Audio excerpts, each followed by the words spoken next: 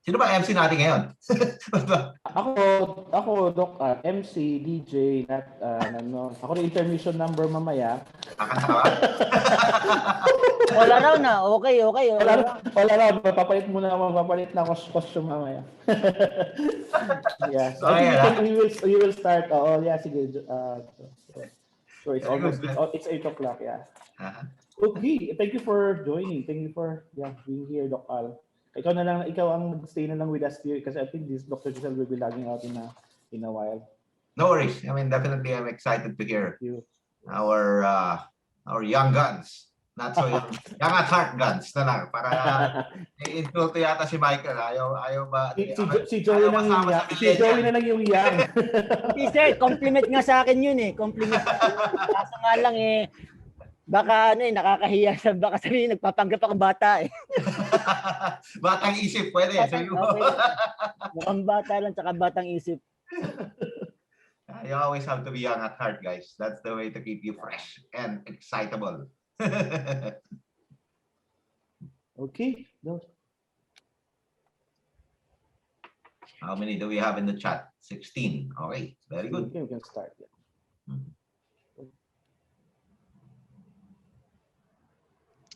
Nagdala ng naghakot pala si Julius, 4 yung taga-PTRI. Ako, madami kami, Doc Al, kasi nagsimula na yung mga projects. Parang we welcomed, I think, almost 40 additional in my team. So, hopefully hindi sila sabay-sabay kasi baka yung hindi naman kayanin ng aming wifi. Ang PTRI, minsan nawawala eh. Wag na, darating kasi dito. Kono. Okay na. Yeah, okay. So I think we can wait for a while.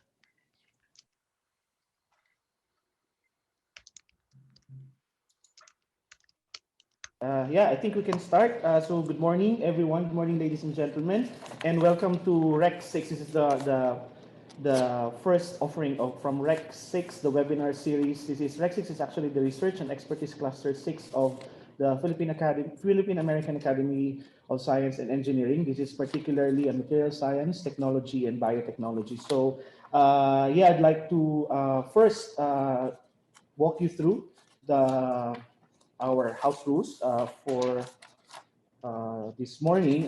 Please try to make yourselves on mute during the meeting, and then you may turn off your videos to conserve bandwidth. But if you're comfortable with your videos on, thank you very much. The meeting will be recorded, as you have seen in the upper left-hand corner of your screens. The screenshots may also be taken throughout the meeting as part of the official documentation, and kindly wait to be acknowledged before speaking or representing. But since we are there's just a few of us, then maybe just make yourselves accessible and known, and then we will be able to turn over the virtual floor to you. So before anything else, may I please invite you to join us all in prayer. And let's begin. Almighty and ever-living God, we praise and adore your holy name. We pray for your forgiveness of the things that we have done, those in our thoughts that came out as words, and those that we might have failed to do. We thank you for the beautiful morning, the gift of a new day, the gift of health, the gift of happiness, and the gift of life. We thank you, Father, for this opportunity to gather and be informed, to assemble and partake with the gifts that you have bestowed upon your children, whom we have entrusted with the opportunity to learn and try to understand your creation and how to make science and technology work for the welfare of humanity. As we celebrate science and scholarly work today, may we always see you in the eyes of those who do not have the voice, those who needs the most the promises of the good work that we do. May the work of our hands and those of our minds bring truth, justice, and love to those whom we might never meet, but whose realities, in your mighty name we trust, we were able to touch. Bless this webinar, Lord, and the many others lined up in the coming weeks. Bless PAASE, bless Rec 6, its members, and its visions. Keep us all safe and happy. All this we ask in the mighty name of our Lord and Savior Jesus Christ, who lives and reigns with you and the Holy Spirit, one God, forever and ever. Amen. Okay, so welcome again to the Rec 6 webinar series. And to start and kick off this event, it's my honor to welcome and present to you the President of PAASE and Professor Emeritus Academician Dr. Gisela P. Concepcion. Thank you, Julius, and good morning, good evening, everyone. I'm happy that Rec 6 on material science, technology, and biotechnology is hosting this webinar this morning. And our speakers are none other than our leaders in the group. Thank you so much for joining us. And I hope that this will be a very enlightening and very collaboration-oriented webinar. I'm sorry that I cannot join you full-time because there is another meeting that I have to attend, but I am so hopeful and confident that this will turn out to be a wonderful webinar. Thank you, Julius, Mike, and Joey.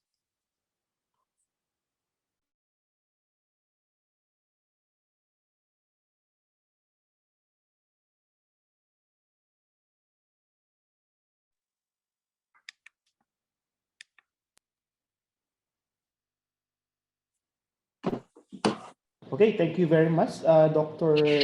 Giselle, for that for the welcome remarks. So I think we can already proceed with the webinar. So this morning we have 3 lined up speakers. Well, yeah, and one of them will be me at the end. But it is my actually honor to be part of even sharing the webinar invitation with 2 of the most prolific and awarded scientists in the material science domain. And it is my pleasure to be hosting this webinar today. So our first speaker is currently the Associate Professor and co-founding head of the Laboratory of Electrochemical Engineering and the chair of the Department of Chemical Engineering. Since founding the LLE, his lab, in 2014, it has already contributed to more than 60 international publications in ISI and Scopus journals. Our speaker obtained his bachelor's and master's degrees in chemical engineering from the University of the Philippines in Diliman, and PhD environmental science and engineering degree from the Gwangju Institute of Technology in South Korea. He also completed the Leaders in Innovation Fellowship under the Newton Agham program of the British Royal Academy of Engineering and the Department of Science and Technology, and the S&T Entrepreneurship Program of the Asian Institute of Management. Our speaker has also been a visiting scientist of a number of universities. He's also the consultant of the Rural Electrification Planning of the EU Access to Sustainable Energy Program, technical assistance for the Philippines Department of Energy, energy storage for the First Philippine Holdings Corporation, industrial chemistry for Petcon Corporation, and Baniked and Baniked Law Office and intellectual property for Romulo Law. He is a regular member of the National Research Council of the Philippines, a full member of the Philippine Academy of Science and Engineering. Our speaker is one of the most prolific energy researchers in UP Diliman, and having been designated as UP Scientist 2. He has more than 80 ISI Scopus publications with a Google Scholar H index of 20 and I-10 index of 31. Due to his scientific productivity, he received multiple awards, including Germany's Green Talents Awards in 2015, the NAST Outstanding Young Scientist Award in 2015, the Outstanding Engineering Researcher Award 2016 and 2020, and the PICHE Outstanding Chemical Engineer for R&D Award. He is one of the 2 ASEAN S&P Fellows of the Philippines in 2018 to 2019, which was hosted by the DOST's CHED. Ladies and gentlemen, it is my honor to welcome and present to you Dr. Joey D. Ocon. Thanks a lot, Doc Julius. Good morning, everyone. Maayong buntag. Greetings from Pasig City. Okay. All right. I'd like to thank the leadership of PAASE for organizing this webinar, especially President Giselle, and of course our leaders in PAASE, like our former president, Doc Al Serafika. The focus of today's presentation would be on energy transition in the Philippines. What would be the role of renewable energy resources as we transition to a cleaner energy society? As mentioned earlier, before anything else, I would like to thank several institutions, research funding agencies like DOST, NAST, UP, OVPA, and OVCRD, and CHED-PCARI, and FINMA Energy also for the research funding that we've gotten ever since we started the laboratory in 2014. A number of similar institutions also, I'd like to thank them for the scholarships and fellowships, and also to my previous and current graduate students in the lab, along with our research collaborators in the Philippines and abroad. Just a short introduction of our research group at UP. We are the Laboratory of Electrochemical Engineering, focused in utilizing the concepts of electrochemistry and catalysis to solve energy-related research problems at different scales. Just a short history. I studied in South Korea for my PhD under the supervision of Professor Jae-Yong Lee, who took his PhD under Professor Ertel. Our lab in Korea was named ERTL lab. So when I returned in the Philippines after my PhD, my colleague and I decided to name our lab after our PhD professor. So it's Lee, to show and basically to have that tradition of naming labs according to your PhD advisor.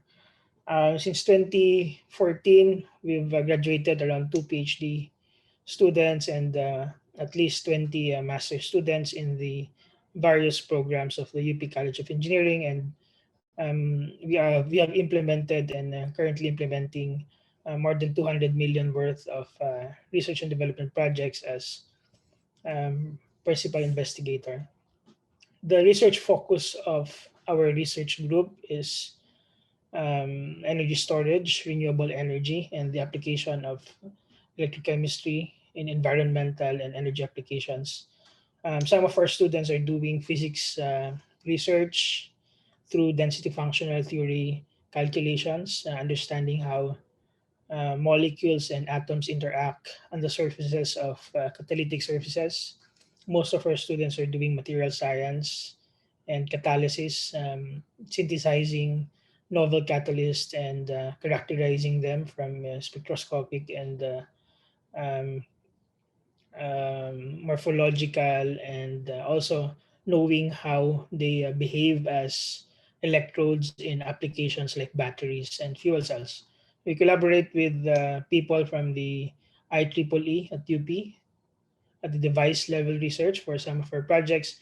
And also in the past 4 years, we've been active in doing energy systems research. So the particular focus of today's presentation and the role of renewables in the Energiewende, which is a German term for energy transition, is about the is this particular sale of focus in our research group, which are more geared towards policy and business development rather than basic science and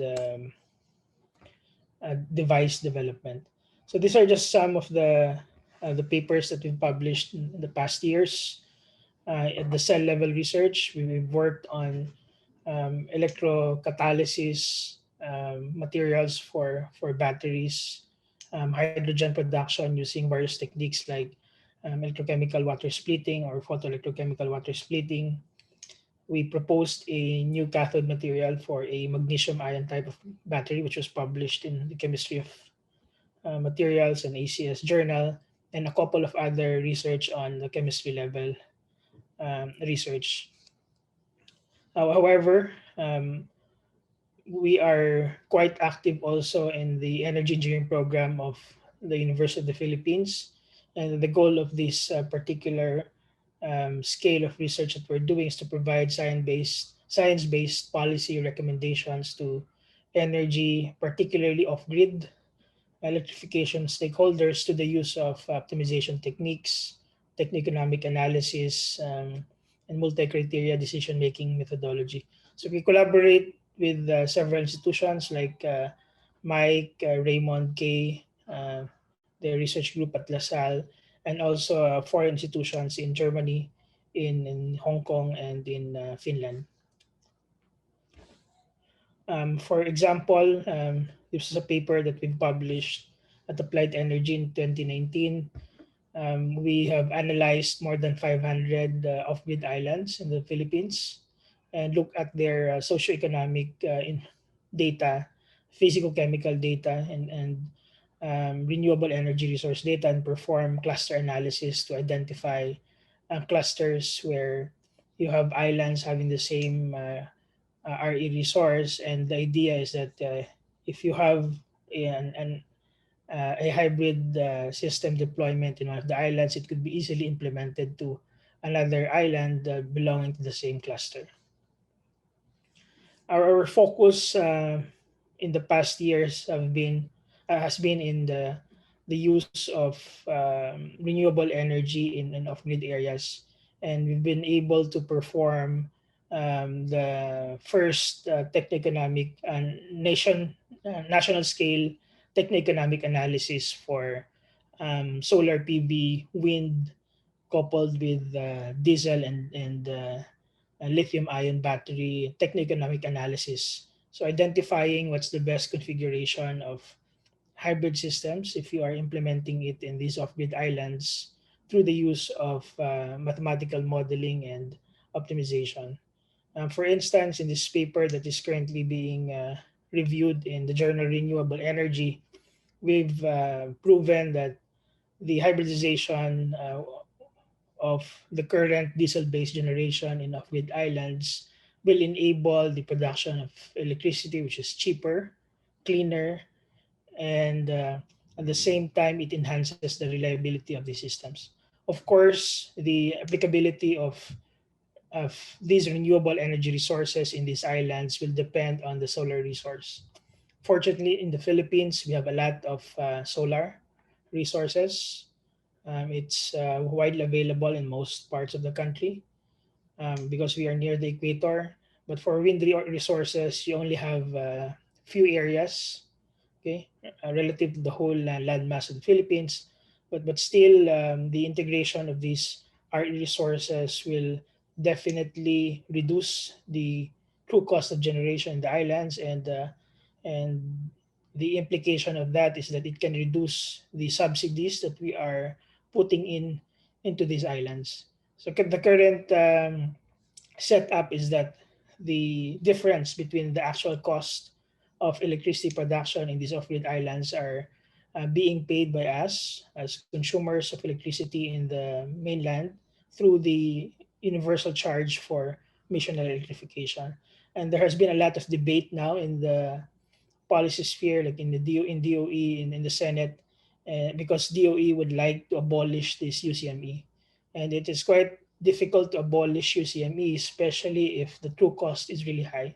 We're talking about a true cost of 50 to 100 pesos per kilowatt hour, in contrast to the grid price, which is around 10 pesos, and the subsidized rate that the residents are paying, which is only around 5 to 6 pesos.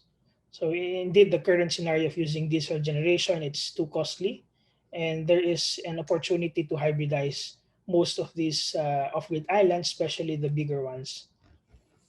We recently got a new CHED-PCARI project, which will hopefully start this year.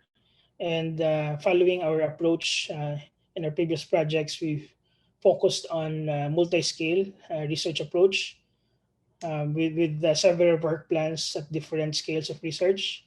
So from material science, physics level, atomic scale simulations to establishing the first in situ catalyst characterization facility in the country, and then prototype level DC-DC converters for fuel cell battery and conventional thermochemical engines.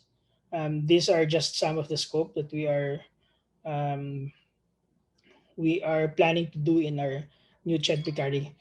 This will be the first project also in the department, which will hire two postdoctoral Filipino researchers. We're trying to recruit graduates from abroad to return to the Philippines as postdocs, and we could probably hire them also as balik scientists through the DOST balik scientist program.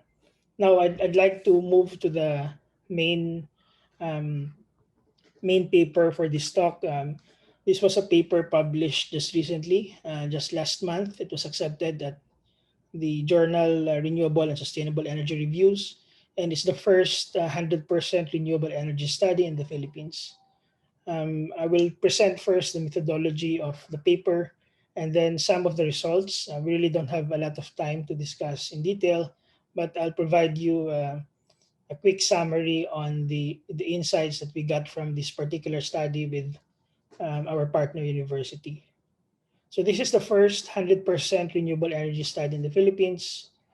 There were a couple of papers published abroad for different countries and also for the global 100% RE system.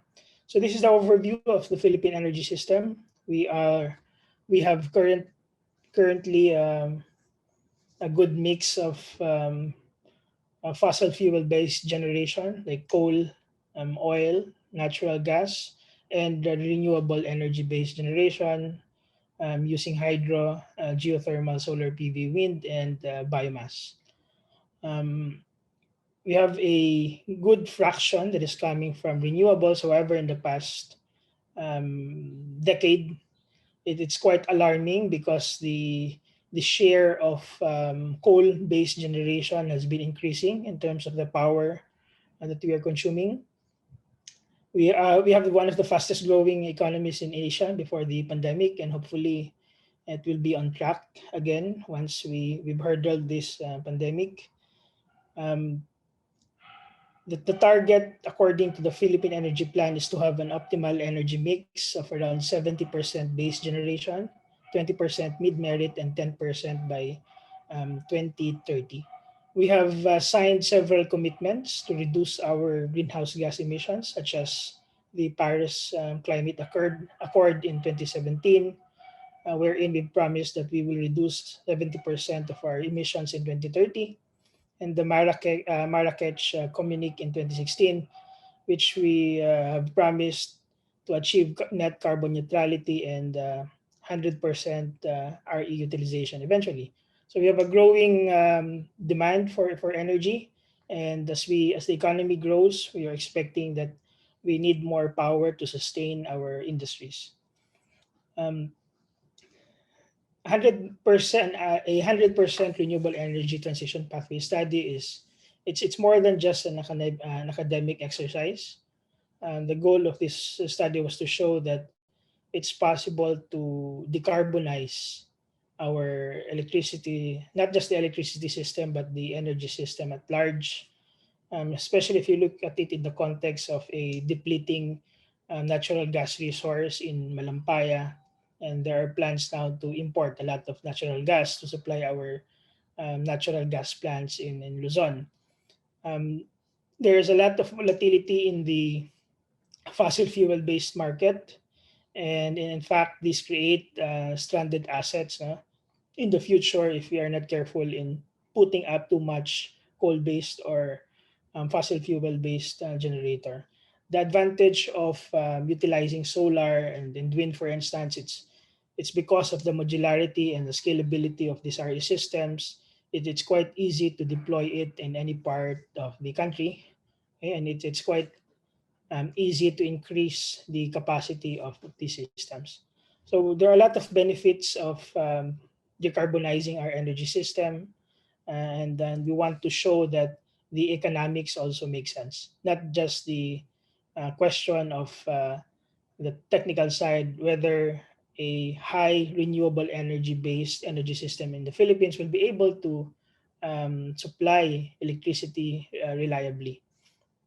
A couple of papers have been published in the past on a 100% RE based system. This was one of the initial papers published also at the same journal. but they have a limited energy systems modeling. And another article was published in Joule, and they were the first to model individual countries. However, they did not perform a global system study. Our collaborators in this work, Professor Christian Breyer, a um, highly acclaimed researcher in the field of renewables based in Lapinranta in Finland. Their group developed an energy system model that's capable of modeling in hourly time steps the worldwide energy systems. And in this paper in Nature Communications, they showed that it's really possible to radically transform our energy system, our electricity network in the world through the use of renewables. And in fact, they were able to show that by 2050, you can fully decarbonize. Of course, this is not a crystal ball. A lot of the changes which will happen will depend on the regulatory regime and also the economics of the energy transition.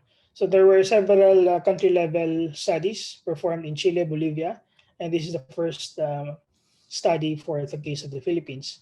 So basically, this is an energy systems modeling and optimization research. For this particular paper, there were still a lot of limitations because we have not considered yet the multi-node system for the case of the Philippines.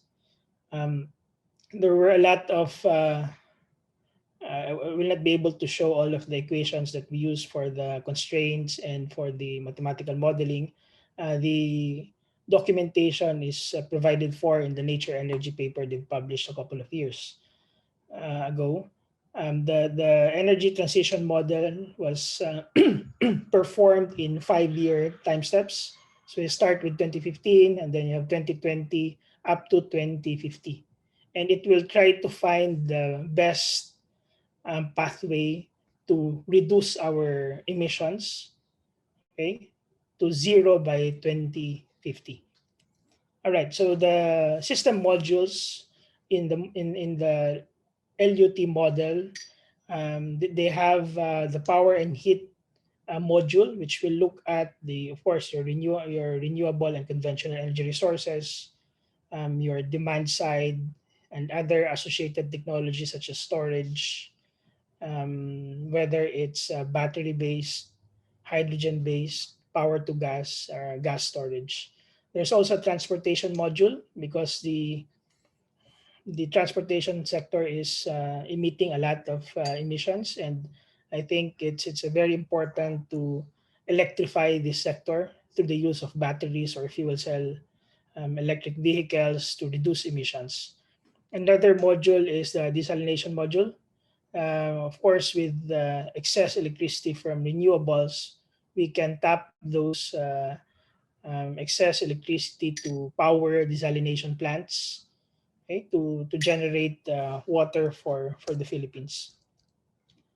All right, so the resources that we used for the modeling are actual resources for the Philippines.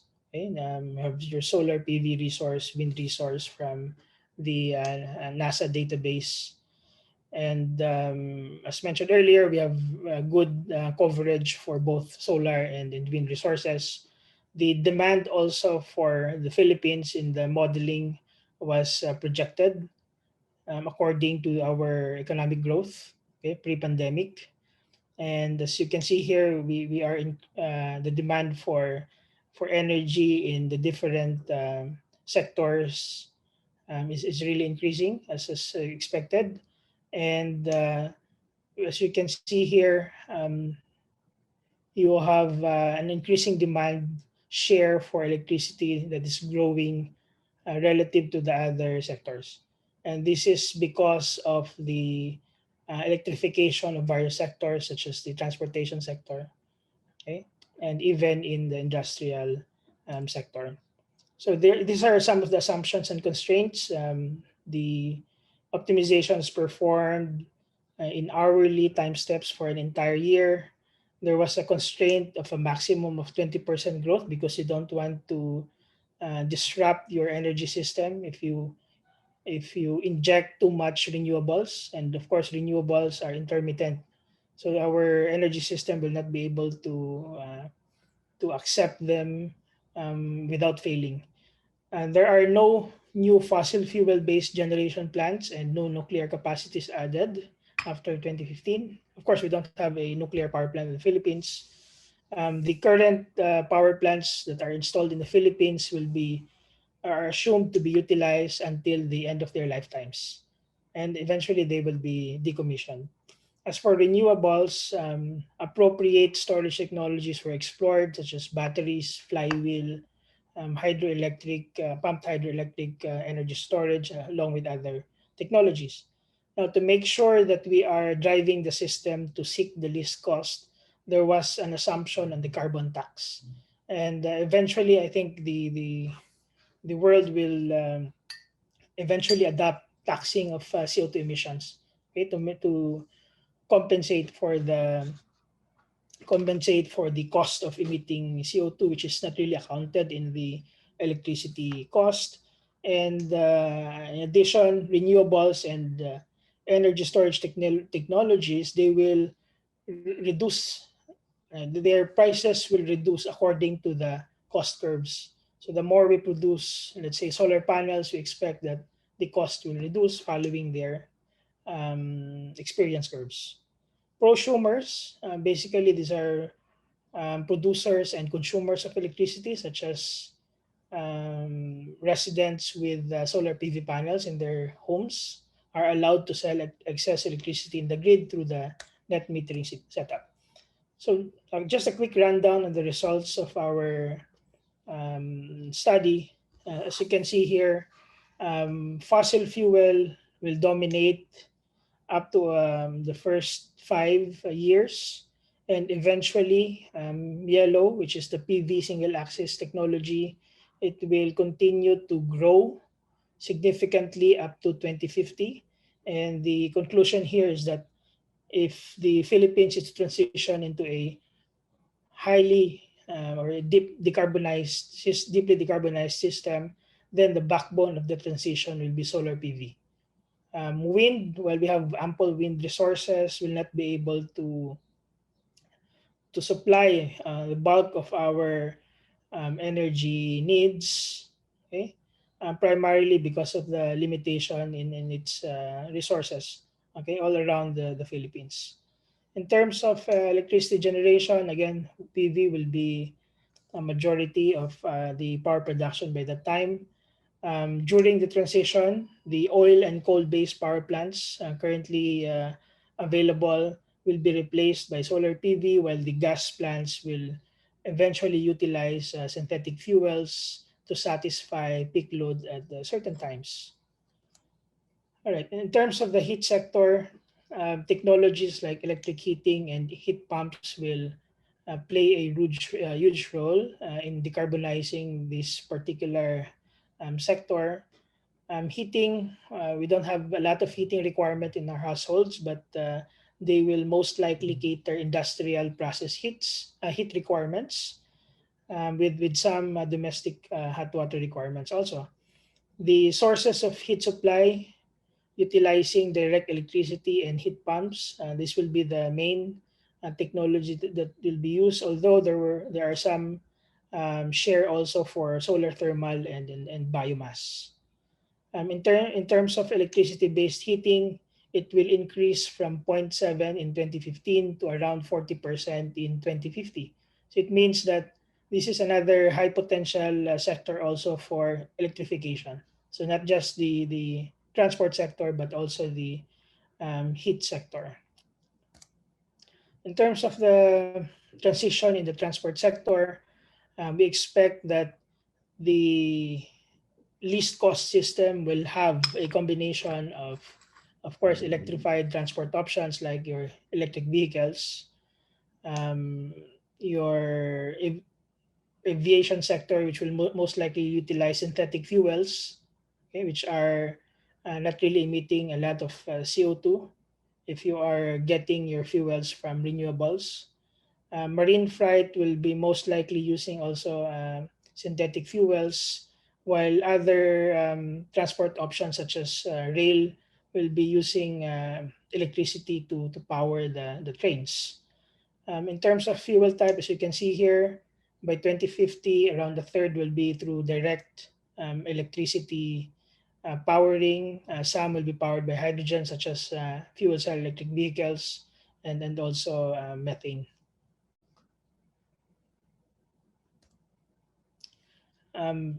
Electricity storage technologies like batteries and hydrogen will play a key role in bridging the intermittent nature of renewables. And the technology which we think will dominate will be mainly battery, okay? Especially lithium ion technology. And as you can see here, you have a very small number or capacity deployed by 2015 for batteries, but by 2050 it will be there will be an exponential growth up to around point 0.5 terawatt hours worth of capacity. And this is already seen in the industry. San Miguel Power has already announced that they are deploying hundreds of megawatts of battery energy storage in key facilities near NGCP's assets. Aboitiz is also planning on deploying these large lithium-ion based battery systems, as you can see in the lower right. The role of storage is to be able to transfer the time of use of electricity from your PV generation during the daytime and moving it to your late afternoon or nighttime. The transition will cost money, okay, and as you can see here, most of the cost in the energy transition will be in the acquisition of these assets. So mainly capex, particularly when you start replacing all these fossil fuel based power plants with solar PV, um, putting up the energy storage component in the system, the batteries.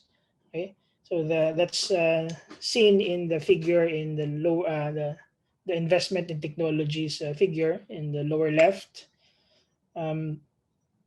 Solar PV and batteries will form a major part of the investments throughout the transition, and somehow these investments in cleaner energy technologies will significantly reduce CO2 emissions. So in terms of CO2 emissions in the transition from 2015 to 2050, so there's a large decrease in emissions by 2030 um, because of the retirement of our coal-based and fossil fuel-based power plants. So with the end of their lifetimes, the capacities are now transferred to solar PV and other renewables to be able to bridge the so-called duck curve in the use of solar PV, the massive introduction of storage like batteries will make sure that a high RE system will still be able to supply electricity reliably. So that's the basically the result of this particular research. We want to show that it's possible to significantly reduce emissions and even reach 100% RE-based system and 0% greenhouse gas emissions by 2050. It's not really very costly. It's costly in the 2030s. Of course, when you start replacing those power plants, but if you look at it from a levelized cost perspective, the cost of the energy system by 2050 is around 3 pesos per kilowatt hour. It's a little bit higher than the um, the weighted cost of electricity now in the Philippines, but that's the cost of decarbonizing the whole energy system. The total investment cost is estimated to be around 16 trillion, okay, from 2015 to 2050, and batteries will play a key role in this energy transition. And that's why we see a major trend in the industry in the past 5 years of companies like Tesla, BYD constructing gigafactories or even terafactories, because they see that batteries, particularly lithium-ion technology, will really play a key role, and the demand will rise exponentially in the next 2 decades. The 100% RE system for the Philippines is more efficient and cost competitive than our current system, and I think it will enable other objectives also. If you look at the Sustainable Development Goals, not just in providing clean and reliable electricity, but also in terms of improving the um, improving the quality of life for Filipinos. So that's the end of the presentation, and I'd be happy to answer questions after the talk or after the next two speakers. Okay, back to you. Thank you very much, Dr. Joy, for that comprehensive presentation assessment of the readiness of the Philippines to transition. So if I think we can entertain very few quick questions so that we keep the momentum there. But yeah, we will be entertaining more questions after the last speaker. So if we have very quick questions, maybe we can answer one or two. I'd like to acknowledge the presence of Dr. K. Arisa is here. Also, Dr. Marisa Paglikawan of the DOST IPBI is also here. Dr. Ray Kapampangan from Caraga State is also here. So yeah, welcome everyone. So if you have questions. Yeah, Julius, maybe I could start this quick question to Joey. Yes, Joey, yes, please, Mike. Yes, sorry, yes, good, sure. Very insightful presentation. So one quick question, I can see the battery, which is actually the interface of material science and energy technology, would play a very important role. So how do you see the progress of battery technologies here in the Philippines? What do you think? Well, as of this time, we're merely relying on the importation of batteries like lithium ion. We've been trying to participate in developing next generation battery technologies like sodium ion, magnesium ion, but even the development of those technologies is still far from commercialization.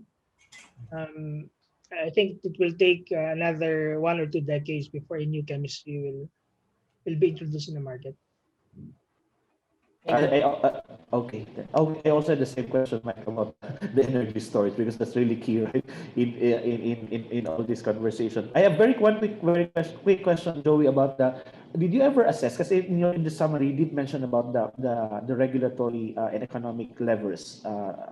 Did you also in a way assess the legislative and political support as of this time with respect to the energy transition strategy or energy transition initiatives? Well, there are a lot of aid-funded initiatives right now, and looking at the regulatory requirements.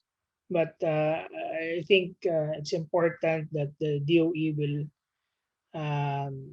will have their own plan in doing the energy transition. As you know, the vision of DOE changes depending on the administration, and we really don't have a long-term view in terms of prioritizing the decarbonization. Although in the past months, they've been very active in releasing new policy framework, such as not allowing the deployment of new coal power plants, not approving new coal power plant projects. So I think it's a good start, okay? But I think more is needed. We don't have a policy framework yet, market for energy storage, for instance. Okay, so yeah, sure. We will entertain more questions for Joey after the last talk. So thank you very much, Dr. Joey, for that presentation. And we now move to our second speaker, who is a professor of chemical engineering and the head of the Waste and Resource Management Unit of the Center for Engineering and Sustainable Development Research at the De La Salle University. His research interests vary from a wide spectrum of applications of decision modeling and risk analysis to environmental and energy systems, as well as to the design and characterization of sustainable engineering materials. He also worked with the Philippine Council for Health Research and Development to develop a research roadmap towards a climate-smart and disaster-resilient health system under the ASEAN Science and Technology Fellowship Program. He is also the program leader and project head of several projects, such as the Green Mining and Next Cities Research Program funded by the DOST-PCARI. Our speaker received his bachelor's degree in chemical engineering cum laude and Master of Science in Chemical Engineering from the University of the Philippines, Los Baños, and UPD LEE, respectively. He received his doctorate degree in Socio-Environmental Engineering with the Mombuga Kushu Scholarship from the Hokkaido University in Japan. He was also a research fellow at the Hokkaido University and the Tokyo Institute of Technology under the JSPS program. Our speaker was recognized in 2013 as one of the youngest founding scientists in the field of socio-environmental engineering by the Philippine National Academy of Science and Technology. Recently, he is the recipient of the UPLB Alumni Association's 2017 Distinguished Alumni Award and the DLSU's Pillar of Lasallian Excellence Award in Research. He is also the recipient of multiple scientific awards from the Commission on Higher Education, the National Research Council of the Philippines, and the Japan Concrete Institute. He currently has more than 100 publications with a Google Scholar H index of 23. He is actively involved in mentoring young researchers and the founding head of the Geopolymer and Advanced Materials Engineering Research for Sustainability, or GAMERS Lab, situated at the De La Salle University. Ladies and gentlemen, another honor to present to you Dr. Michael Angelo B. Prometili. Hello everyone. Magandang umaga po sa inyong lahat. Can you see my screen? Okay. So maraming salamat for your kind introduction, Dr. Julius, and I'm really honored to be here, and I would like to thank PAASE for having this platform to share our research and hopefully advocate our ideas and inspire more researchers to pursue this kind of research. So I would like also to acknowledge Dr. Joey Ocon, for providing us a positive outlook that it is possible to have this what you call renewable energies in the Philippines, because as you can see, although right now we are experiencing this pandemic crisis, we have to also be prepared for the looming climate crisis. And in this case, it is important to understand this low carbon future. And again, I will also thank Julius, Dr. Julius, for hosting this webinar. In fact, I'm grateful that he accepted this leadership for REC6, because I think he will push this REC6 to a better future as well. Okay, so my talk actually is on circular innovation through geopolymer technology, transforming waste to green materials. Please allow me to introduce our laboratory. This is nicknamed as Gamers Lab. You will find out later why I call this Gamers Lab. So this is not actually the name of my PhD supervisor. So in fact, it's a play of word, and it started actually in 2014 when I received a seed grant from NAS. As mentioned by Julius, I got an award from the OYSI, the Outstanding Young Scientist, and there's a 500,000 grant to start a research, and that's why I started this thinking, since how can I start a research with this amount, considering I don't have a laboratory yet when I came back to the Philippines from Japan, and I'm thinking as well because I'm a low-key guy, so I'm looking for a low-hanging fruit and hopefully a low-tech, wherein I could advocate as well this kind of research. So since my postdoc actually is in fact in concrete engineering, in a sense that I'm a chemical engineer but work with civil engineers to study the next generation cementitious material. So I decided to address the issue in the construction and building industry. So if Joey addressed these energy systems, because actually the energy sector is one of the main contributor to carbon dioxide, I'm thinking as well in the manufacturing industry, perhaps we can also consider cement as one of the contributor of global warming in terms of the greenhouse gas emission. So in this case, if you look at the the building construction industry, and you can see that it accounts to 20 to 40% of the global greenhouse gas emission. It's also material intensive, which accounts to more than 30% of the planet's resource. And in fact, it can generate more than a billion tons of solid waste every year. So as you can see, the environmental burden provided by this industry is quite alarming. And if we would like to have a sustainable future, okay, the building blocks of our built environment, of our cities, in fact, are based on these industries. So we have to look at this as well. And in this case, I tried to uh, come up with a framework wherein, of course, I could advocate this as well, in a sense that I can use our research in a way that it can be useful as well to this industry, and of course, trying to reduce the environmental burden of this building and construction industry. So you would say that I also inspired with the presence of Dr. Al Serafrica, because when he was at De La Salle University, I'm inspired on how he pushed this idea of innovation, the how we can make an impact to our research. And in this case, I would say this is my way of continuing this idea that we really need to have this kind of mindset. In my case, I'm trying to pursue this circular innovation. So what is circular innovation? This is the concept that we envision on our research and development uh, program. I would say it's basically, now I'm trying to reframe it to research to development, R2D. We hope that our research in the lab will be translated to a product with potential market value and develop new ways of creating values toward a circular business model. So I'm not sure whether you are familiar with this concept of circular economy.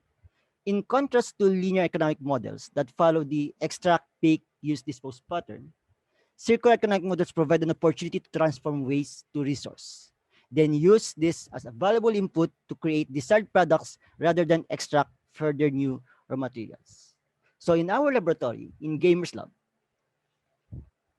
this is our research motivation.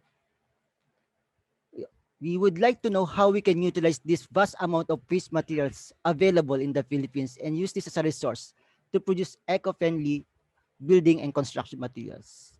To date, we focus on coal ash from coal-fired power plant, agricultural waste such as rice ash and waste abaca fibers, and now we are also looking at other sources such as the mine waste found in nickel laterite mining area.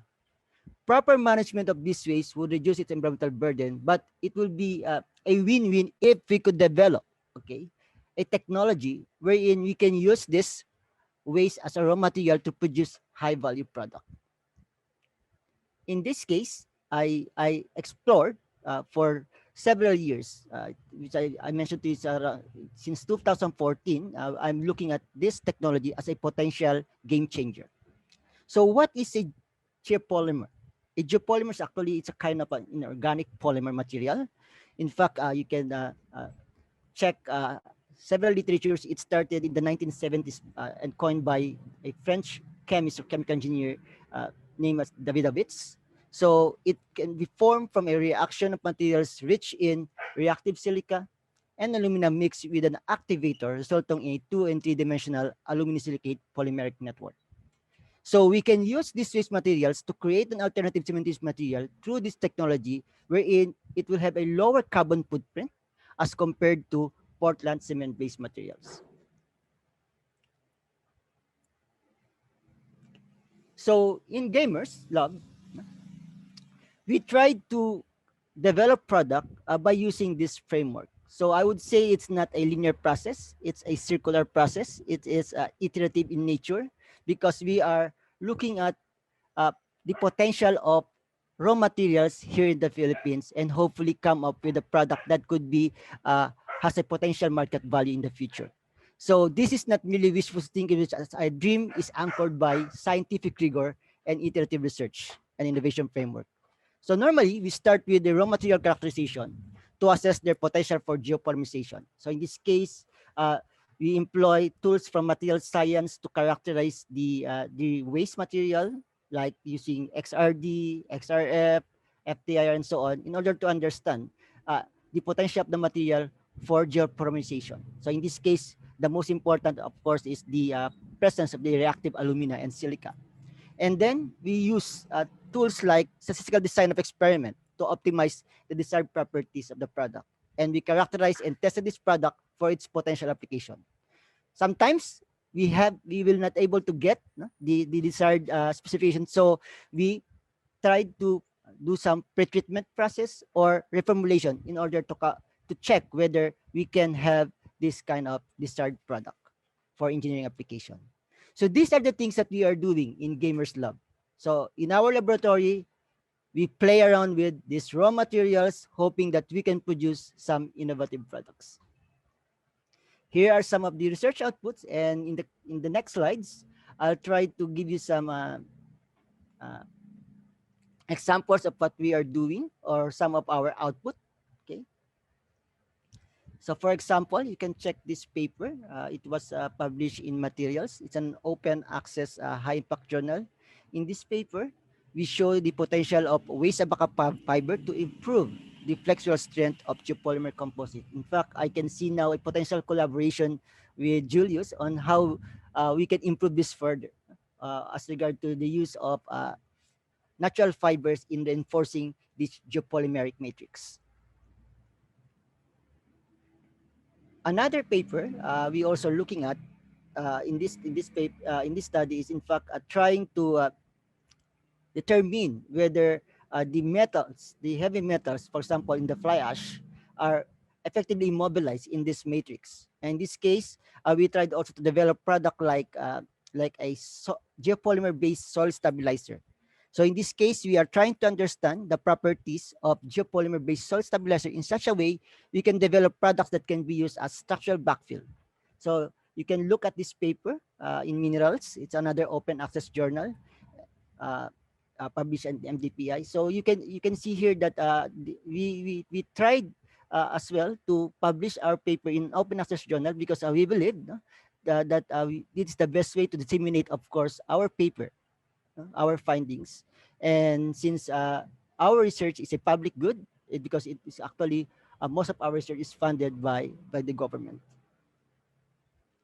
And another one, this is one of our recent results from our ongoing project, wherein I work with Central Mindanao University and MSUIT to come up with a system wherein we can valorize or utilize the mine waste from a nickel laterite mining area. So in this case, our group tried to check whether this kind of waste is a potential geopolymer precursor or raw material for geopolymerization. So in this case, we tried several what you call pretreatment process in order to increase the reactivity of this raw material. And you can look at these two papers for more details, but the insights that you can get, it is possible to utilize this mine waste as a possible raw material to develop cementitious product as well. So another most recent study that we are doing, so now we are trying, of course, to enhance the properties of geopolymer. And in this case, it has the same weakness of other cementitious material, which is a brittle type nature. So we are trying to come up with what you call a self-healing by geopolymer. So we are using microorganisms, in this matrix in order to seal the cracks in the matrix. So this is a preliminary study, but we already published this as well in Minerals, and we are still continuing this hopefully in the future after the pandemic is over, to learn more about the possibility of self-healing in this kind of material. So another most recent project that we are doing is in fact trying to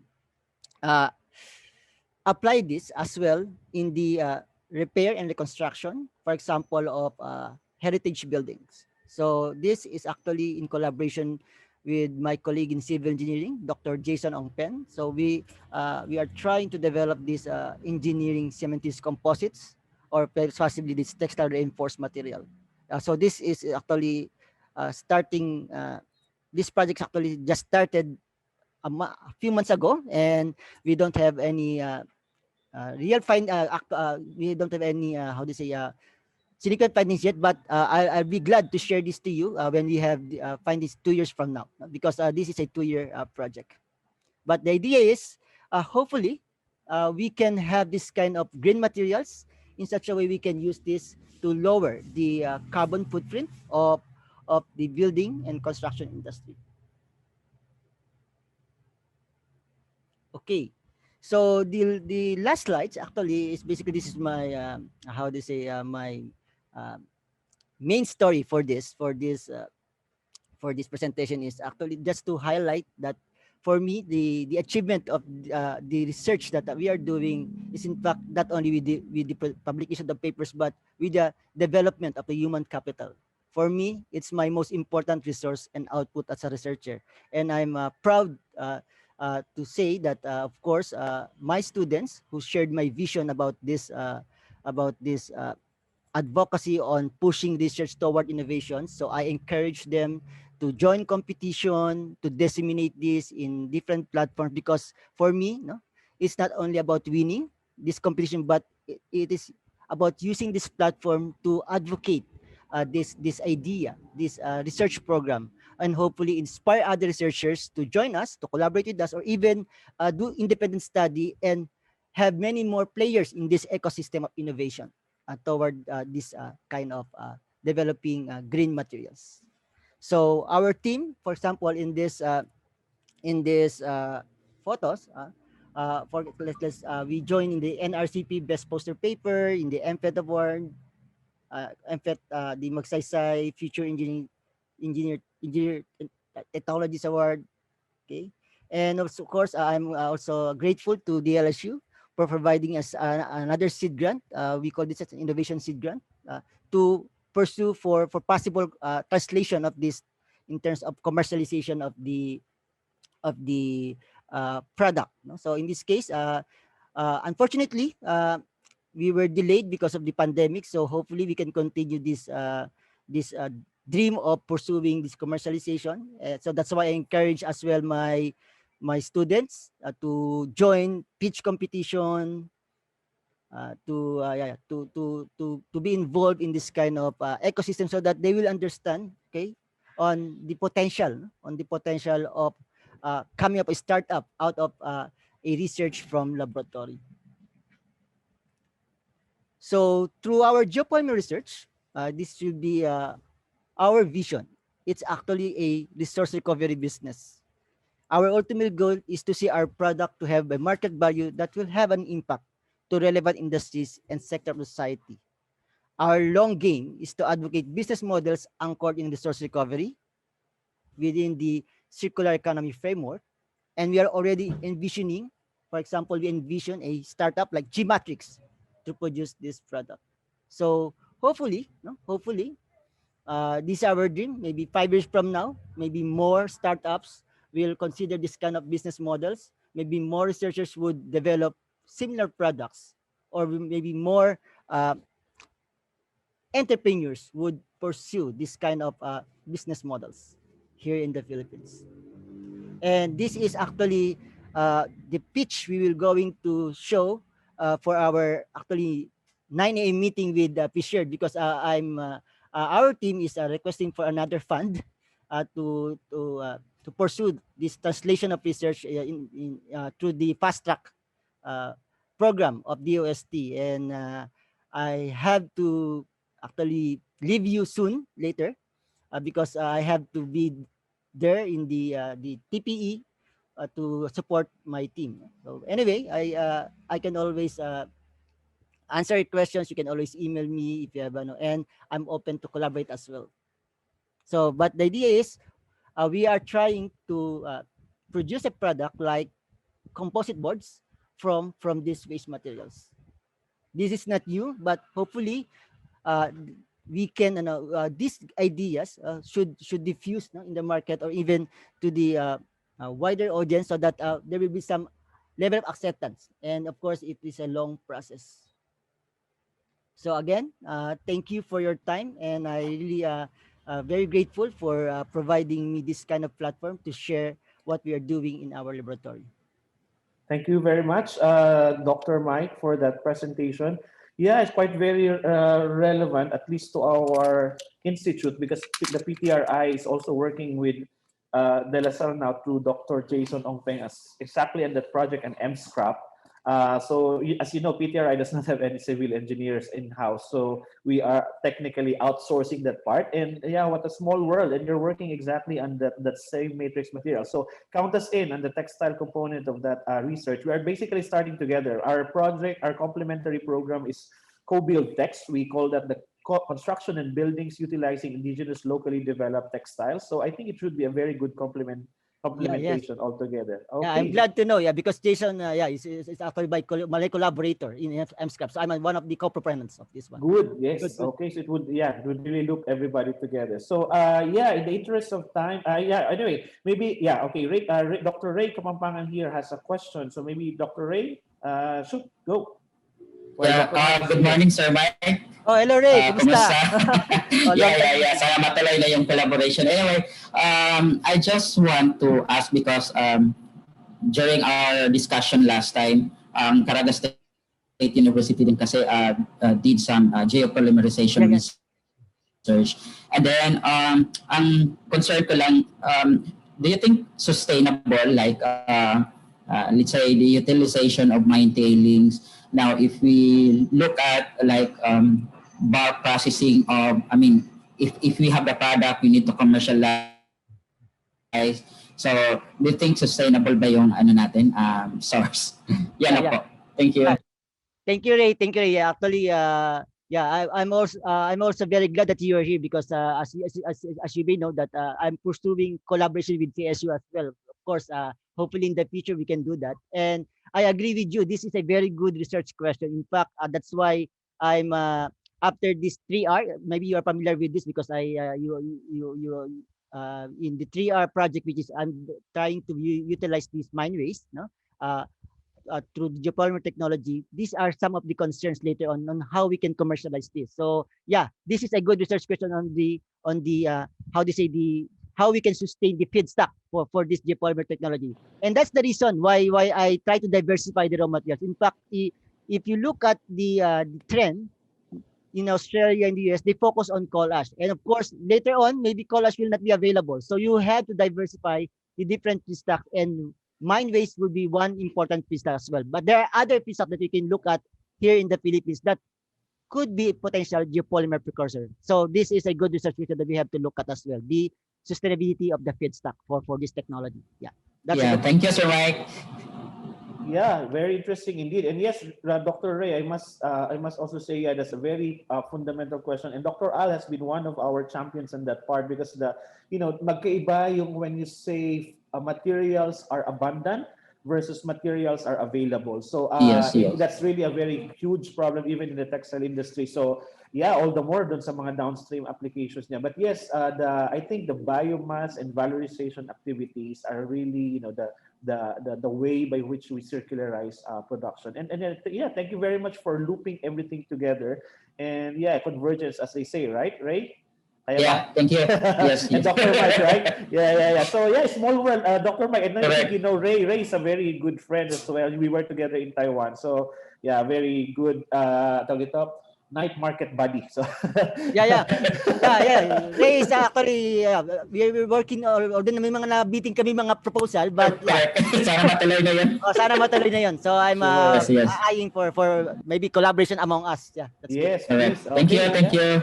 Thank you very much. Okay, so yeah, I hope you could still stay, Dr. Mike. But anyway, I will just proceed with the third speaker.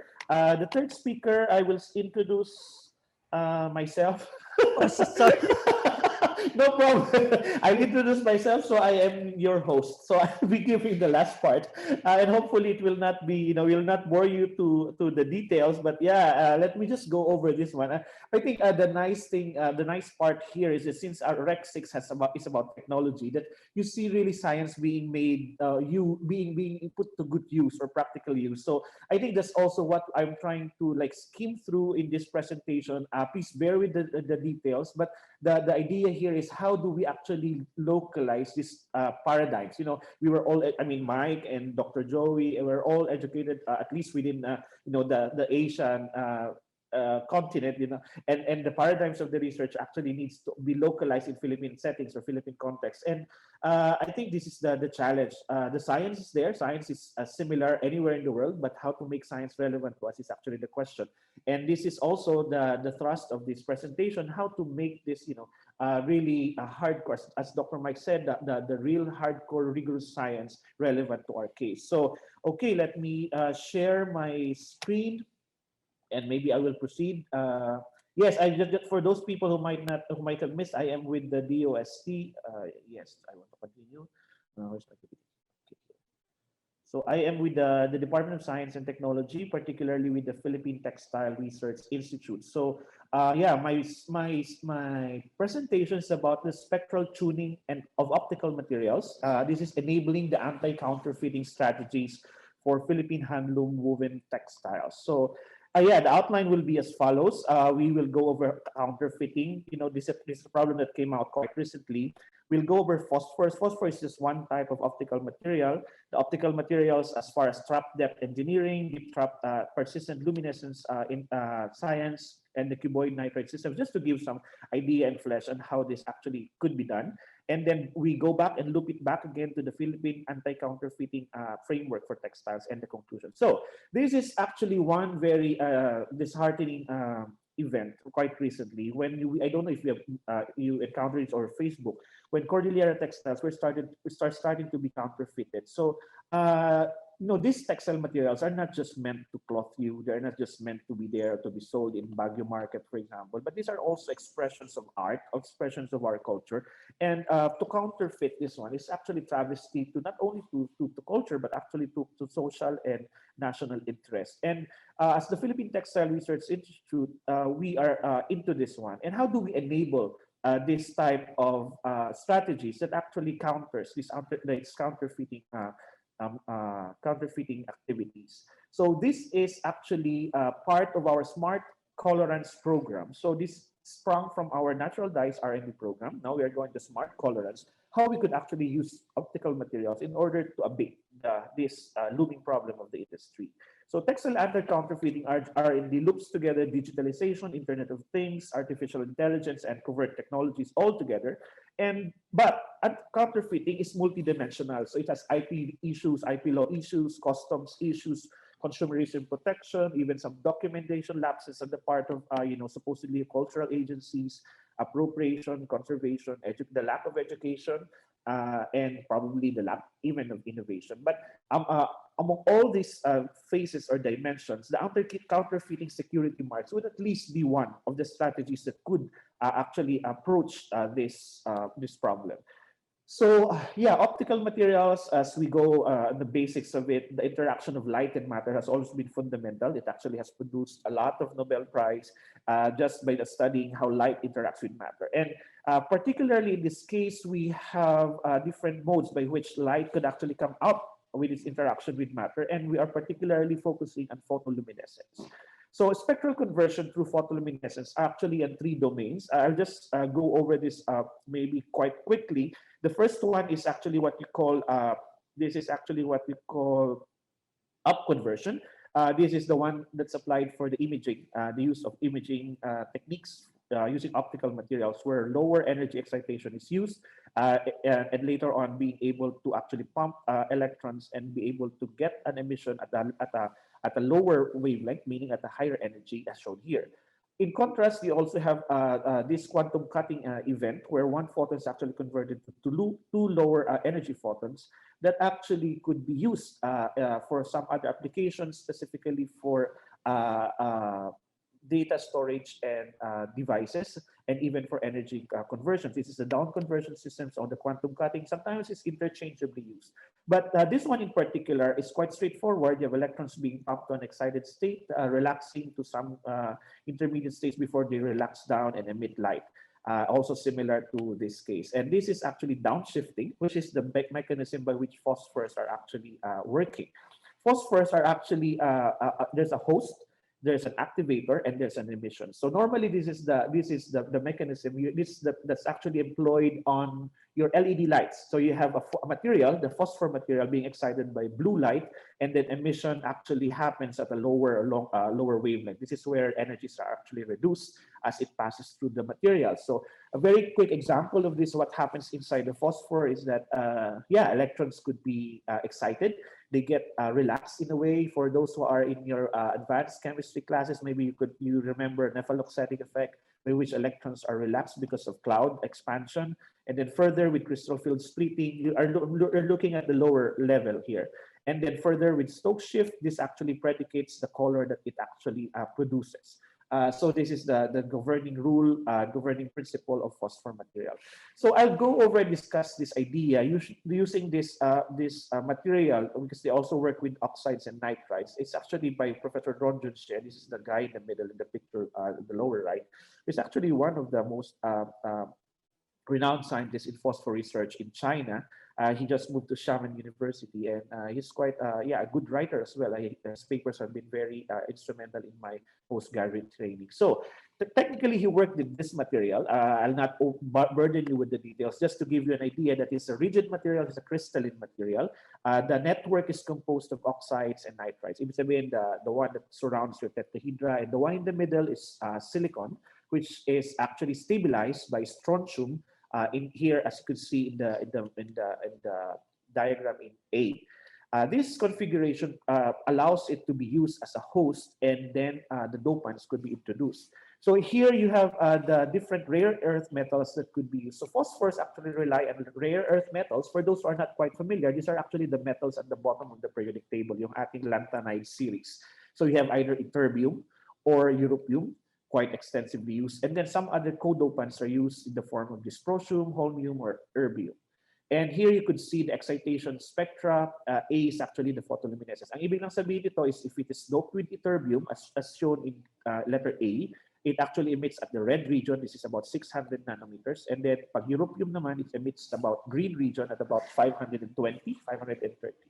And as temperature is changed, you could also see here the differences in emission intensity, which is actually vital in designing this material. So I don't know if I need to go to this one, but I'll have to lay down the predicate by which this actually can be engineered. So what happens is, konting background lang, konting review, we have our valence band and conduction band. And our phosphors usually have this rare earth metals whose band energies or band gaps are within the valence band conduction band of the host. And here you have A is, and here you have the different diagrams. You just look at the 4F5D. This is actually the transition that governs the emission of these rare earth metals, europium, for example. So the emission will be from a 4F, electrons excited to 5D, and 5D relaxing to 4F. So that is radiative in nature. You can actually see it with your naked eye.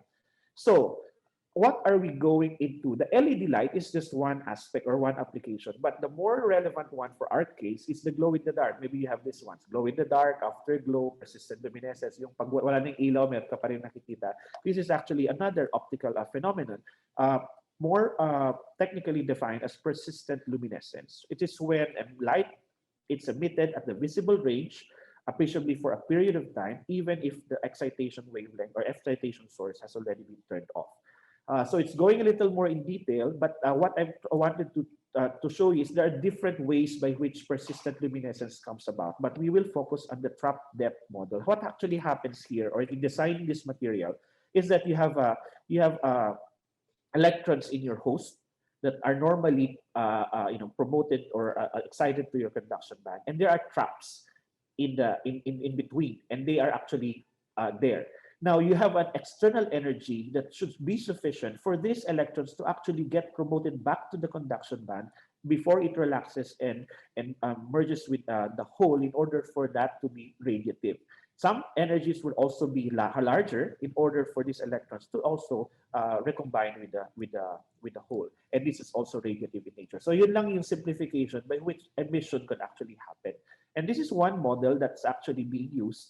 Here you would see one element where there's one emission center. Electrons are produced to the excited state. and then it relaxes. This is actually where emission is. But sometimes it goes all the way to the conduction band at times when energy is very high. And here from the conduction band, not a trap. That's why you call it trap, because the electrons get to be in this state. And with external, external energy, this one, it goes back to the conduction band and it will be emitted in the emission center. That's why you have the persistent luminescence. So this is a way by which we tailor it. Now, it goes a little more physics this time because this is actually a diagram that has been defined. So yung zigzag na to is already determined. This is part of the periodicity of the elements. But how they are positioned with respect to the conduction band and the valence band of any host is actually the one that you determine experimentally. So here you would see that dapat nandun sila sa loob ng gap in order for them to be able to act as either emitters or as your traps. So yun lang yung simplification niya. So inuulit niya ulit dito, this is actually how it is being derived. I'll not go over the detail. I'll skim through this one. So here, you would see na once they have already positioned the two bands, the VB as you see here and CB, they just spin the zigzag and then they will be able to look at what elements are actually interesting. And here, they were able to see that dysprosium, holmium, and erbium, this is towards the right side of the diagram, are actually very relevant for persistent luminescence applications. So, ang nakita nila is ganito. So, just look at the diagram on the right. Siguro simulan natin on the left. This one shows that with ytterbium, the emission is actually 600, this is red, and then with europium, the emission is green. But then they had to place dysprosium serving as your trap. So, the one here on the right shows us that with normal lighting, this is how they look like. Ito yung A, normal lighting. Pero at the UV, you would see here the different color. Ito giging intense yung red and then here. And then, once you shut the UV out and then observe it, at 10 seconds, this is the intensity. After 1 minute, this is the intensity until 5 minutes and then 20 minutes. What does this mean? It means that after a certain period of time, technically, the luminescence would actually start to fade. Ano yung 1, 2, 3, 4, 5, 6? These are actually other elements other than dysprosium that are actually doped into the material. So they are giving us an idea how they can actually be tailored. So just to move a little quicker, meron din silang rate of decay. Yung 0.32 millicandela, ay yun yung nadedetect ng eyes. This is what our eyes could detect. And normally, they try to determine how much time is needed before you reach that point that it's still detectable to the human eye. And technically, that is the declared persistent luminescence time for these different materials. And with different excitation, of course, as I said, yung energy na pang-release ng trap normally would give us different outputs. So yung trap depth is how far they are from the conduction band, is actually the one that determines how far and how much energy you need to liberate them and promote them back to the conduction band before they actually relax radiatively. And you could see here the differences. At different temperatures, you would see that dysprosium, holmium, and erbium would be released differently, which is quite significantly similar to how it was projected in the zigzag diagram that I mentioned earlier. So ang sinasabi lang natin dito is because of the periodicity of these elements, you could actually tune and tailor wavelength-specific applications. These are the heating plot rates. They just tried to plot from this equation in the blue box here, try to plot a linear function. As shown here, they are defined. I will not go to the details. Ang sinasabi lang is the slope of these lines are actually the energy that you need to promote the electron from the trap to the conduction band. So I'm going a little more applied now because this one, they tried to compare it. So tinignan nila how stable is that material when it is being treated. So they found out that the strontium silicon oxynitride, ytterbium, holmium were actually stable even at different treatment with water. But yung standard, which is actually the commercially available one, is not quite as stable. So this is how they did it. And different heating time, you could also see in letter D the consistency of the material. Now, the trapping process then becomes the central core idea of the persistent luminescence. So charged carriers should be frozen. Ibig sabihin, they should not be liberated from the trap at room temperature, such that when you apply heat later on, they will be able to emit light. So as shown here, you would see in letter A, this is how they fabricated it. At room temperature, they made the mark by stimulating it with UV, and then UV was turned off at room temperature. Then they heat it at 100 degrees centigrade. This is in A4. Then it emits. So you would see here in letter D, again, the behavior of the different systems with different codopants or traps. and also their different properties when it's heated. So at room temperature, you don't see anything with europium, dysprosium, and ytterbium and dysprosium. But at higher temperature, at 100 degrees centigrade, suddenly the marks or the patterns are revealed, which means that they could actually be used really for these types of applications. What it only means is that the deep traps are suggestive of superior candidates for information storage materials, and similarly, this has been defined in this paper. So makikita rin natin sila dito sa right when light or stimulation is applied, you could actually see here a peak or a surge in the emission intensity. So they also did this for fluorescent ink and printing characters. So you would see here that under UV light, it was stimulated, and when UV was turned off at room temperature, you cannot see anything. However, when it's heated at 100 degrees centigrade, the one containing the co-dopant could actually be seen. Ibig sabihin, you would see very different behaviors at room temperature and at 100 degrees centigrade.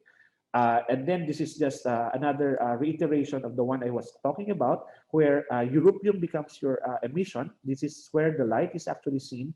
Ytterbium is another source of emission, and dysprosium here is acting as a trap. This is where electrons are coming in. You would see the diagram and notation below that thermal stimulation at room temperature is not efficient. That's why you don't see anything at room temperature. But when it reaches about 100 degrees centigrade, you could actually see emission because it's enough to put the electrons back to the conduction band and turn them over for emission.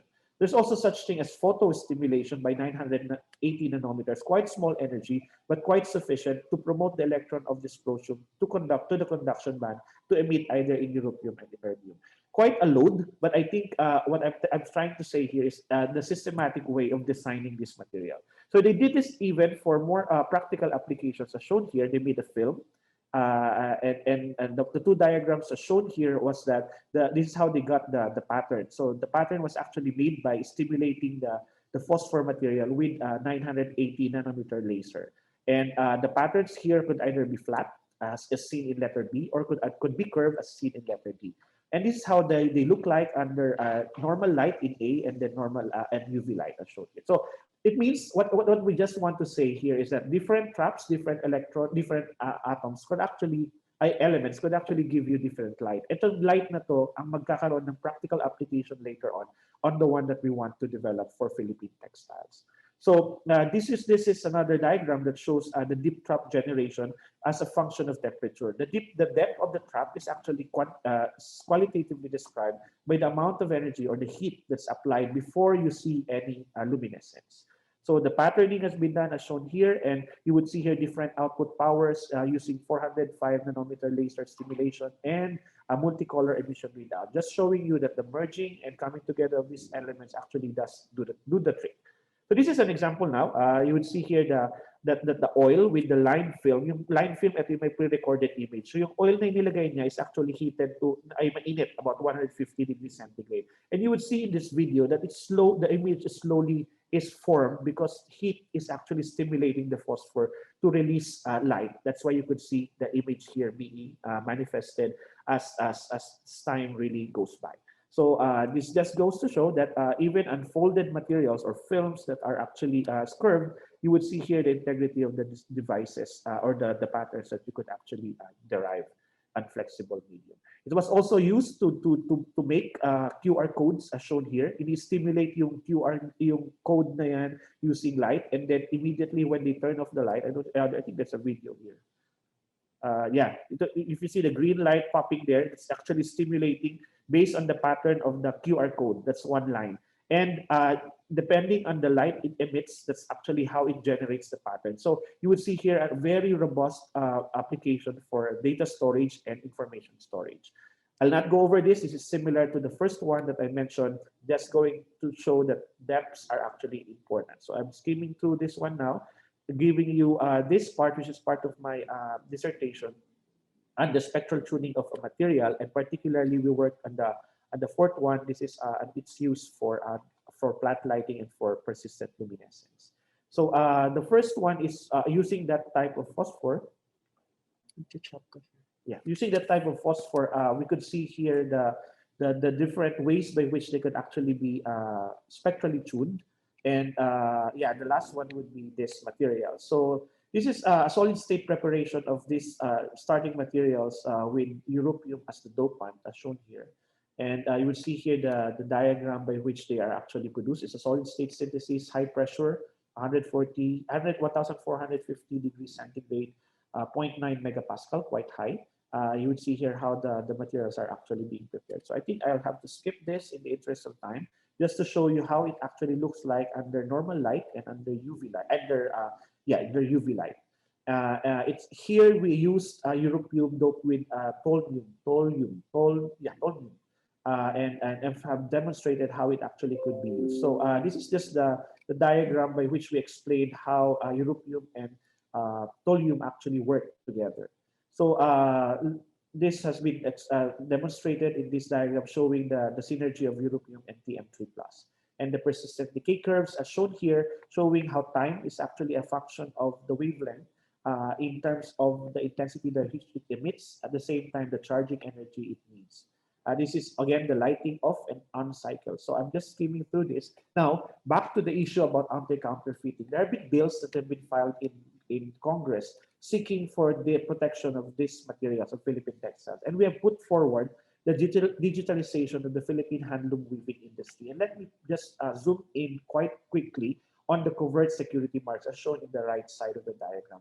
This will now be used on either yarns or printing, as I have demonstrated earlier. And the material, the active material that's used here, optical material, will actually be engineered based on the security applications that we want them to have. So how does it work? Ang mangyayari is, for example, yung weavers natin will now have to use the security markings that will be given to them. They weave the textile. Once they have woven it, they bring it back to their group, and then it would be registered to a cloud where both where a QR code could be generated, it will be given to them. That becomes the ID of that material, and then they can use that in selling to the buyer and eventually to the end user. And on the cloud, we can already get the weaver's profile, the handloom inventory, saan ginamit yun, and even the design of these textiles, which makes it a very integrated, multidisciplinary approach to protect our women. And with that, maraming salamat po at a very happy and well-meant National Women's Month celebration to all. So that concludes my presentation. Okay, so technically, okay, so ako rin magsasabi, okay, nag-wrap up na. But anyway. So, Julius, Let's go. Maraming salamat.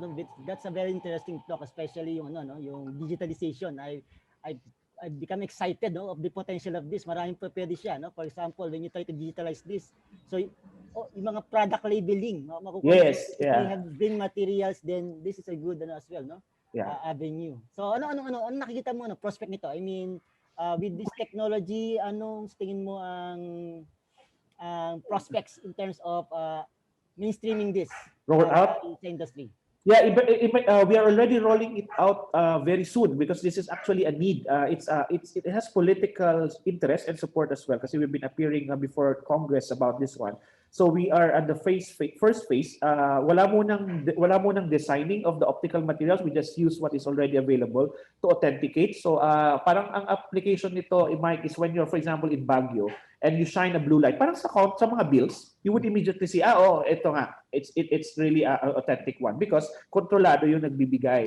And then if you bring that to the lab, it's also a way for you to check the authenticity of the marking. So yung kung sa tela, if you're familiar with our fabrics, yung gilid niya, that's where the lines would go through. So hindi mo mai-impair yung design because as this material are at normal light, wala kang nakikitang kulay. Pero it's only under blue light that there is something visible. So it doesn't alter anything. It's just part of the security marking. So this is the first phase or first wave. The second wave before our enemies, so to speak, quote unquote, outsmarts us. By that time, we will be more specific. So ibig sabihin, by that time, nasa plus or minus 5 nanometers na tayo mag-detect. So sa isang community will be assigning, for example, at the cloud registry, a national registry, a very specific wavelength of light. So pag sinabi na 525 nanometers, Aklan supposedly yan. So pag may galing sa Aklan na hindi 525 nanometers, alam mo na hindi galing sa Aklan yan. So very similar to that. And then before they outsmart us again, then we will go to the data storage part, wherein the QR codes now, the markings will be part of the data. So it's a progression. This is already pitched with the Department of with the OSP. It's part of our Smart Colorants program. So yeah, it's going there. Napakaganda because counterfeiting really is a huge problem. Not only in the Philippines, I think even the big brands, it's a huge problem, and we are losing a lot because of this, piracy thing. So hopefully it becomes relevant. As I said, the science is still, as you mentioned, rigorous. We'll get the scientists and material science engineers work very well at this one, but the end use is something very real and very tangible, protecting not only trade but also culture and arts. Yeah. Thank you, Julius. You, Mike. Yeah. Okay. So I think before I go to the next question, I know Mike will be hopping out. Could I just maybe get now take now a photo of everybody who was here very quickly? I think we can fit in one page. If you could just please turn on your camera. Otherwise, I'll get a snapshot now for documentation purposes. Okay. So I don't know, Josh. Could you take it? Okay. So Josh will be taking it. So yeah. Okay. Can I come? Okay. Okay, so I'll just count, and Josh will be taking it. 1, 2, 3. Okay, so I think it's done. Okay, so if you have questions for Dr. Joey and Dr. Mike, maybe we can, I think we have time to entertain questions. Yeah, wala pa yung technical panel doon sa doon sa shared. Wala pa, oh, good. Good. Ito mo lang kagandahan pag Zoom kasi inopen ko yung isang Zoom. Oo, wala pa. Wala pa. O, dyan muna kayo. Hindi pa ako ina-accept. Tagal. Yeah. Buti lang, hindi muna ako balis dito. Oo nga. Yeah, thank you. I think Dr. Marisa is here. Dr. Marisa, kamusta? Ay, From kumusta po, IBDI. Ma'am Marisa? Yeah. Okay, so yeah, do you have other questions? Yes, hopefully we could see mergings of collaboration is really the key now. The OS is very keen on getting people work together, multidisciplinary. So yeah, a similar way that Joey has presented that framework by which science would come in. I think it's a good predicate for how science is not arbitrary with respect to both political and social dimensions of things. So I think it makes science more more practical. Government funds go to really very practical applications. So that's really the thrust. Okay, so Dr. Al I think mentioned something. Okay, so it just sent about the Julius, maybe we can take this opportunity as well, to please, to explain yung platform na to, yung Rex 6, no? I'm very glad that you're taking the leadership of this one. And I think as you sa mga participants, if you are I don't know yung protocol, no? Maybe Joey could enlighten me this na we are open, we are recruiting members for this Rex 6. Tama ba Joey? So although may mga procedures, but we would like to engage researchers on this aspect. Yeah, hopefully sina Ray and even some of your colleagues from CHED-PCARI, ITDI could be part of this cluster, no, to push our advocacy on this aspect. So, ewan ko, paano ba, Joey? Julius. So, I mean, you can use this as a platform to encourage them, mga participants, kung bakit meron tayong ganitong platform. Yeah, I think initial activity natin would be yung special issue din, yung Philippine Science Letters is being renamed Science Engineering Journal, and it will be the official publication of PAASE. We'll most likely plan for a special issue for REC 6. Oh yeah, good. Yeah. Sure. Si Julius na yun.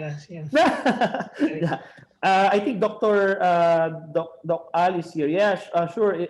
We'll use this opportunity. Yes, PAASE is expanding ever more faster than it ever was. So, parang Rec 6 actually was technically was convened by Dr. Joey and Dr. Mike, but we had some arrangements and then voila, andito na sa akin. It fell under my my desk, but it's something that we cannot, of course, parang kumbaga turn our backs to. So I think Dr. Joey and Dr. Mike will still be the poster boys of Rec 6 to encourage everybody to join and partake in this very robust cluster of PAASE. And yes, it's a multidisciplinary material science. It's really cutting across the classical disciplines of science, of chemistry, physics, material science, even engineering. And yeah, it brings a lot of things on the table and how we could actually innovate in Philippine settings. So yes, Dr. Ray, you're actually part of our radar now, Dr. Mike. So Dr. Ray will surely be invited. And all the rest in the DOST, as you very well know, the DOST has also been transfusing over the last few years. So medyo nagkakaroon na rin ng mga millennial community within the DOST. So we have had, actually we are experiencing an exodus of our 60s to 65 personnel. Ito yung mga ating mga retirables. And the new breed of well-trained scientists are also coming on board. So I think they should also be very interesting additions to PAASE and hopefully particularly to Rec 6. So yes, if please spread the word. I think I also have here some of our colleagues in PTRI, so we'll be able to group them all together. So yes, good morning, Sir Tito. Good morning. Thank you for joining us. You missed the talks. We are almost done. But anyway. Thank you, Julius, Michael, and Joey. I was going to say that at the end of the day, or at the middle of the day, let us all plant your research results on the ground. Yeah, we cannot leave them in research journals. You know, they are great to read, but at the end of the day, what counts to us in the Philippines are things that are actually implemented. Yeah. Like what you are doing with your PTRI communities in the South. You know, maganda yung gawa mo, Julius, kasi the community people actually are the ones benefiting from the project. Yeah. It's not the big companies. It's not the capitalists, but people on the ground. And just like what Joey had done, Joey, labas na natin yung chlor dyan mo. That is something that we should be doing, Joey. Kung sinabi mong accepted na, why don't we sell it or why don't we produce it? What's keeping you, Joey, from doing that? Ako nangangantsaw lang but to me, I'm just a plain folks person. What we can do is at the end of the day, all of the things that we are doing, if we cannot bring them out to impact society, then you know, it's good for the Mona Lisa rooms. You know what I mean by Mona Lisa rooms, Julius? Research they just papers. smile there, but they and they die there. Okay. And they die there. Thank you, gentlemen. Sorry, nakakantsaw ako, Joey, Michael, Julius. But I mean it. Yeah, thank you, Doc. I say, Sir Tito, yes, I think we need that type of multi-sectoral engagement. So thank you for always being there, to raise flags, if you want to call it that way, and Dr. Al as well, because yeah, that's really the way to go. We did mention a lot of considerations a while ago, and hopefully in the succeeding Rec 6 engagement, we will still be able to discuss quite lengthily again on some other topics, and maybe zoom in, laser focus on some that we could actually get moving. So thank you for the support. If you say you look at actual projects, Julius, like what you have done. Yan talagang it will make all of us believe in what you're doing. Yeah, sure. Yeah. Okay, well noted on that, sir. Sure. Okay, so unless there are other questions, guys. Are we okay? So yeah, so I think we will end here, and let me just again on behalf of Dr. Michael and Joey are technically our Rec 6, so hopefully I don't need to thank them, but still thank you for being part of the first offering of Rec 6 and the webinar series. We will lay down some of the plans, and definitely I hope you will still be accessible for further consultations, and we'll look everybody and more people are together so we can move forward as Rec 6 as well. Rec 5, which I'm also part of, the chemistry cluster, is doing pretty much well. They have laki ng following nila. I think we can also do that for Rec 6. So yes, so unless there are other questions, we will have to end here. And thank you again very much for gracing this event. Thank you for your participation. Thank you again, Dr. Joey, Dr. Mike, Sir Tito, thank you, and the rest of the guys. Thank you very much. Thank you. God bless us all. God bless us all. Thanks, everyone. Bye. Thanks, everyone. Thank you, Joey. Thank you, Michael. Mike, good luck. Thank you, Sir Tito. Thank you.